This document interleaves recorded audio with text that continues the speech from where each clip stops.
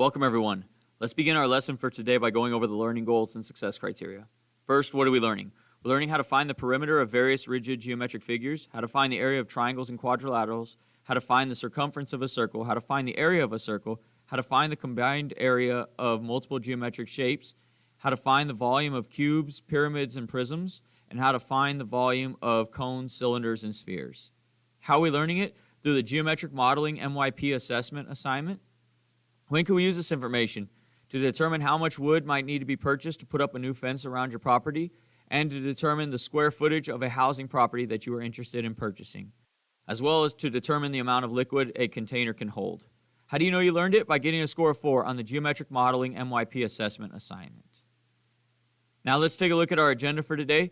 We will begin by going over the learning goals and success criteria. After that, we'll do our weekly raffle. And then I'll give you time to complete the geometric modeling MYP assessment assignment on Desmos.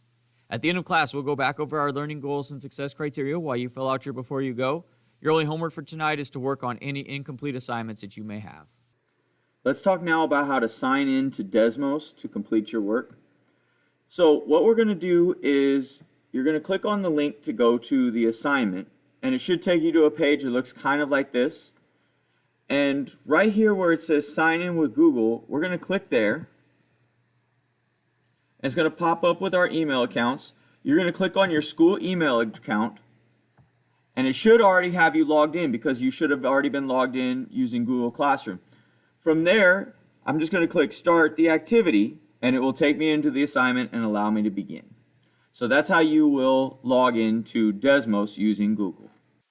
Let's take a look now at the geometric modeling MYP assessment assignment. The assignment begins with the learning goals and success criteria. If we scroll down, there's a link here to take you to the Desmos activity. Go ahead and click on that link, and it should take you to a page that looks like this. You'll go ahead and click start the activity. The activity begins with the learning goals and success criteria. We'll go ahead and click next. Now for the instructions, it says do not open the exam until you're instructed to do so. You can use a calculator. So the calculator that you can use is the one that's built into your computer. Answer all your questions. Make sure that you round to 3 places. So everything should be rounded to 3 decimal places. And then the maximum for each section is 8. So we'll go ahead and click next. Now this first one gives me a rectangle and then another rectangle inside. The larger rectangle represents the yard. The smaller one represents the house. It said, what would the total area of the land, green and blue, that you would possess if you purchased the house? So the entire thing. So we'd multiply and find the area of the entire thing. It says, make sure you include your units. So let's say it ends up being 300 feet squared. So we put feet squared. Make sure that you always include feet squared. We hit submit. And now another question pops up. It says, what is the area of the house? So now we just calculate the area of this house here. Let's say that one ends up being 100 feet squared. So again, we include our units, and we click submit. It says, what is the area of the yard? So the green minus the blue. So we subtract that out. So in this case, it was 300 minus 100, so that's 200. Again, we include our units, feet squared. Hit submit. That's it for that one. We move on to the next slide. Now we're looking at a different house doing the exact same thing. We continue on. Now here it says, based on the square footage of the land, if the most important aspect of your housing choice is based on the overall space, so the green and the blue, which would be the best choice? So you're going to state which one's the best choice and then explain why. Then we'll move on to the next one. It says, which house would you choose for yourself? So now you're going to pick your own house this time and use measurements to describe why you would pick that house. So maybe you prefer a house with a big yard.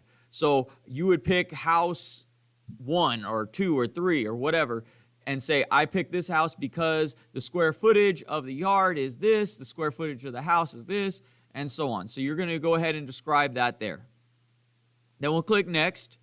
Now this one says we're thinking about putting in this pool in our new house that we just purchased. So it says what is the total area of the pool will occupy? So we would use this circle and we'd find the area of the circle and put it in here. Always leave your answer in terms of pi. So let's say it ends up being I don't know, 54 pi. So I type in 54 times pi. So I just type pi, and it automatically changes to pi. And then I include my units, feet squared.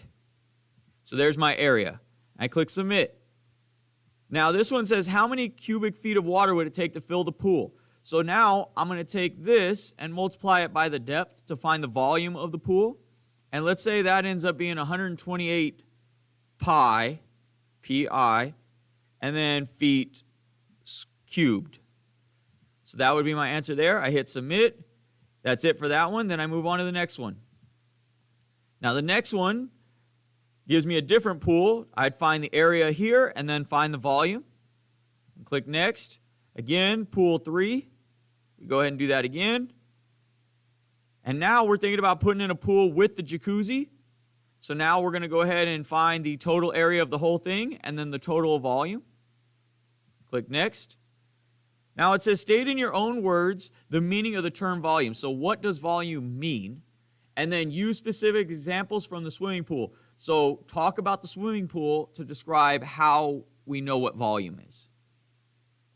And then when you're done with this, you'll go ahead and go back to your Google form and click next. This will take you to your before you go. Go ahead and fill out your before you go and then submit your work on Google Classroom.